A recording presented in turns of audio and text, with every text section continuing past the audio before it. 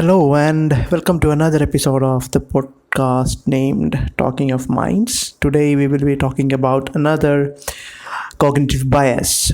So, what if I ask you whether there are more English words which start with the letter K, or are there more words with K as the third letter in it? The question is whether there are more English words which start with the letter K, or whether there are more words with K as the third letter. This was a question asked by Dr. Daniel Kahneman and his friend Amos Tversky in their one of the famous experiments during the 1970s. Most participants, and most likely me and you too, would have said that there are more words with K as the first letter than words with K as the third letter. It is kind of obvious because if we try to make an estimate by recalling the words that we know, we may easily recall many words like keep, kite, knowledge, kitten, canine, kayak, and so on. Whereas words with K as a third letter, like fake or make or acknowledge, may not come easily to our minds, and we would likely conclude that there are more words which start with K. But in fact, the English language has more words which have K as the third letter than words that start with K. Now, this tendency is called availability heuristic. So, availability heuristic, also called availability bias, is our natural tendency to assign greater value to information that is already or readily available to us, regardless of its validity, accuracy, or appropriateness. And the tendency to make decisions based on this readily available information. So this is what the availability heuristic is. And availability heuristic is kind of a mental shortcut. Heuristics are, in general, mental shortcuts that we use to conserve energy that is used for the processing, activity of our brain. Many times, these heuristics can help us get answers to many questions, but they can lead us astray as well. Now, we may conclude, or many people may conclude, that the risk of death by aeroplane crash is more than that by road accidents. Or, if we think of the two kinds of accidents, most of us are more afraid of an aeroplane crash than a road accident, whereas more people die on road accidents world over. Consistently, but yet we are not as afraid as to travel on the road than many of us are afraid to take a plane. Or for that matter, many of us are afraid of vegetables or food that can cause cancer, whereas most of us are not afraid of carbohydrates like the rice that we eat, or the cake or the jalebi that we eat, which can cause diabetes, which can cause much more damage, or which is much more prevalent than cancer in any population if we take the actual numbers. That is how availability heuristic works. There are certain kinds of information that come into our memory easily than other kinds of information, and we'll talk about that too.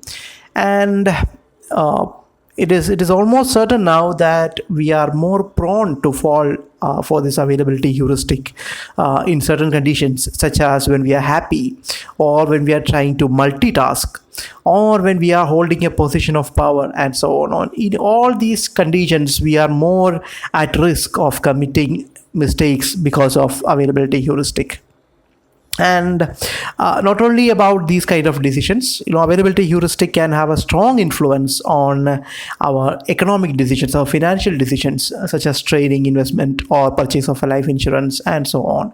Even professional investors, not laypersons like you or me, even professional investors have been found to fall prey to availability heuristic when they tend to invest in a stock just because the stock, the company was in the news for some reason, not necessarily for a positive reason, even for a negative reason.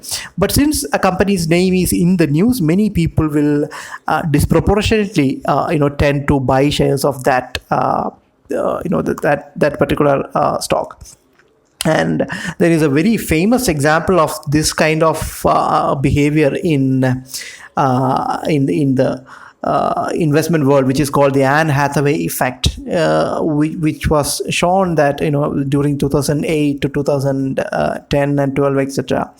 During that period, it was seen that the share prices of Berkshire Hathaway, which is a company, the share price of Berkshire Hathaway would increase without any other reason, just because there was an Anne Hathaway movie release, or Anne Hathaway would be in news for some reason. So whenever Anne Hathaway is in the news, the share price of Berkshire Hathaway would increase, and without any other apparent reason. And even this was supposed to be, or thought to be, caused by the same availability heuristic, which caused people to buy more shares of this particular company.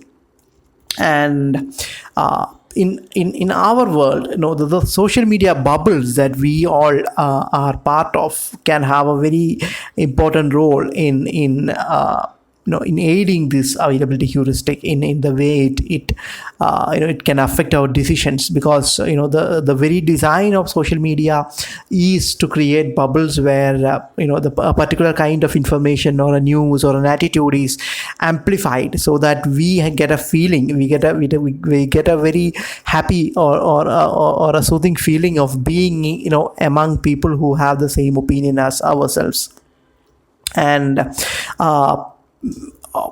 another example would be of biased or news coverages of events such as abductions of children, or crimes being committed by migrant populations, etc., which, even though such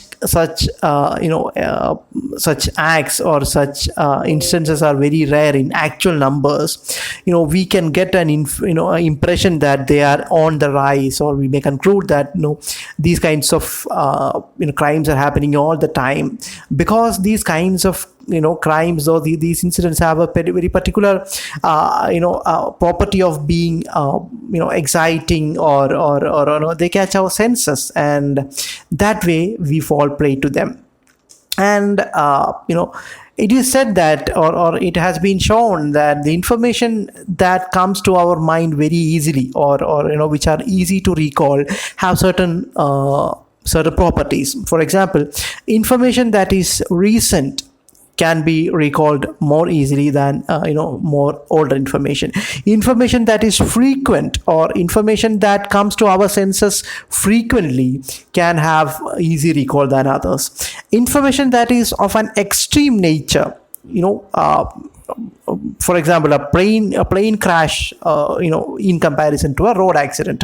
So a plane crash is more extreme event. So any kind of extreme events can pop up into our memory easily than others. Any kind of vivid information, this vivid information which has an emotional component to it, it can, a kind of information that can influence our emotions, can have can pop up to our memory very easily.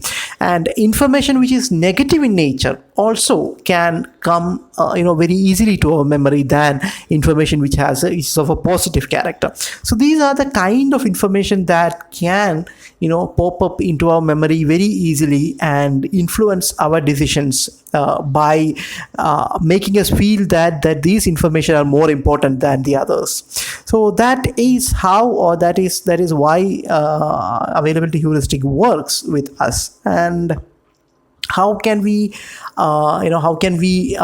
counter the effects of availability heuristic? So one way is to be aware of availability heuristic. We have to be aware that many first impressions that we have, many decisions that we take, can be influenced by availability heuristic, especially when such information or when such decisions are taken when we are happy, when we are trying to be multitasking, or when we are at a more powerful position, where our decisions may have bigger impacts. In all such conditions, we have to double check that our information is based, or our decisions are based on facts or figures or whatever available available data is there, rather than just relying on our senses or on our memory.